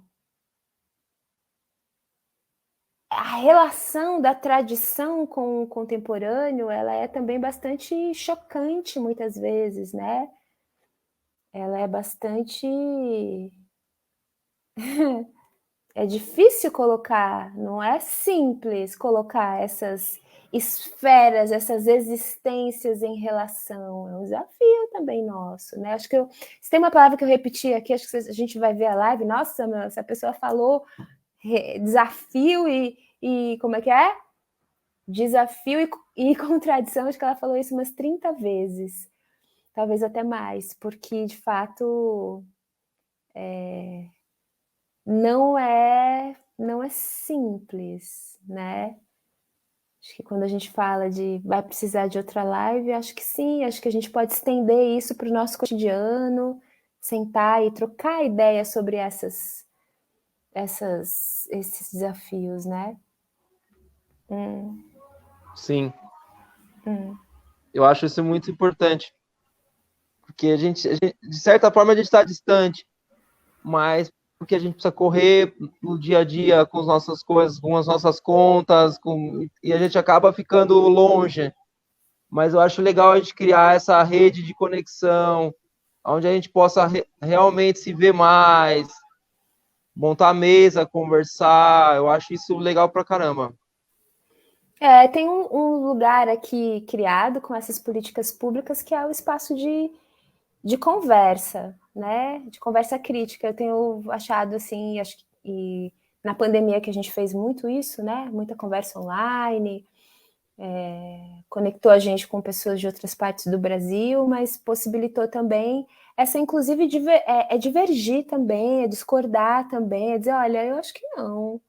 Eu acho que a tradição tem que ser preservada, né? Eu tenho um problema com a ideia de preservação, que não é um desrespeito ter um problema, mas acho que às vezes a ideia de preservação reforça muito esse lugar dedicado, inclusive pela hegemonia, às tradições, como se elas estivessem fechadinhas, mesmo que encobertas por um manto especial, né? Mas elas se tornam alguma coisa oposta ao movimento, oposta ao nosso tempo, né? Essa oposição parece também que não funciona, né? Porque aí por que o pessoal tá ali fazendo jongo em Tamandaré?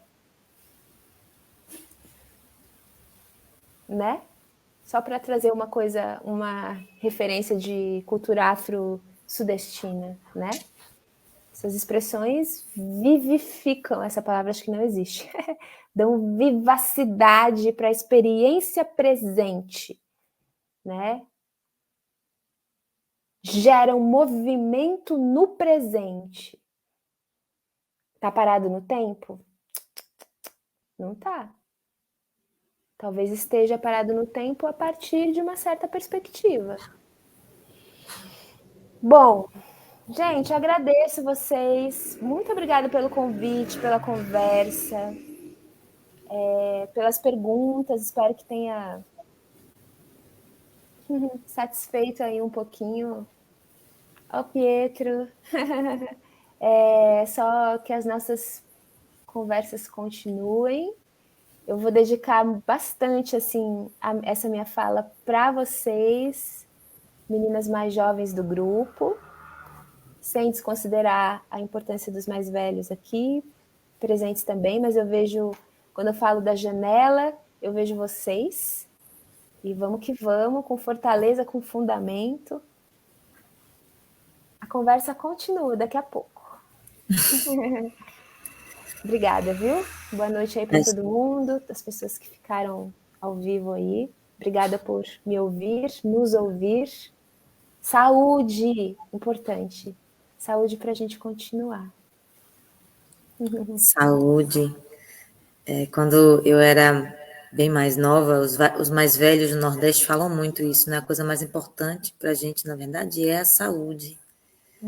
E quando você vai envelhecendo, você vai entendendo o poder que é desejar saúde ao outro, o que é pedir saúde ao universo, né? Sem a saúde a gente não faz absolutamente nada do resto. E saúde, Luli, saúde a você, a todos os teus passos, a teus olhares, e gratidão mesmo por essa partilha. Termino bem emocionada, na verdade, porque a gente passou aí por um processo muito, muito difícil, né? Desses um pouco mais de 2 anos de reclusão. A gente fez nossa primeira apresentação presencial sábado, depois de tudo isso. E realmente as saudades, elas são muito grandes, né, nesse momento. E algumas saudades de pessoas que partiram para o outro plano. Mas muita saudade de dançar junta, muita saudade de ver teu corpo se mexendo e toda a sabedoria que isso tem, só em olhar, assim. Obrigada pela tua partilha, que é muito rica, que já são apontamentos de travessias que a gente tem muita vontade de fazer, né, de percorrer. São encruzilhadas que a gente quer traçar, são encruzilhadas onde a gente quer estar, a gente quer trabalhar nessas encruzilhadas, né? E é muito importante também para os mais velhos. Eu sou mais velha de idade, mas não sou mais velha na pesquisa, né? Nessa pesquisa especificamente, é muito importante para os mais velhos ver mais um apontamento para quem está chegando recentemente, né? De tipo, se afundem nisso, vá lá, busquem, cavuquem, né? E estremeçam, e sacudam, e questionem, né? É muito importante mesmo. E só agradecer, como os meninos agradeceram, e de verdade estou muito emocionada, assim, agradecer e desejar saúde. Obrigada, gente. Obrigada, Paula, Adilson, Lu, Vicky, Bruna, Pietro, Rafa. Tem mais gente ali A atrás. Sofia e Elis. Sofia e Elis. Boa noite, gente. Até daqui a pouco. Beijo. Boa noite. Tchau, tchau.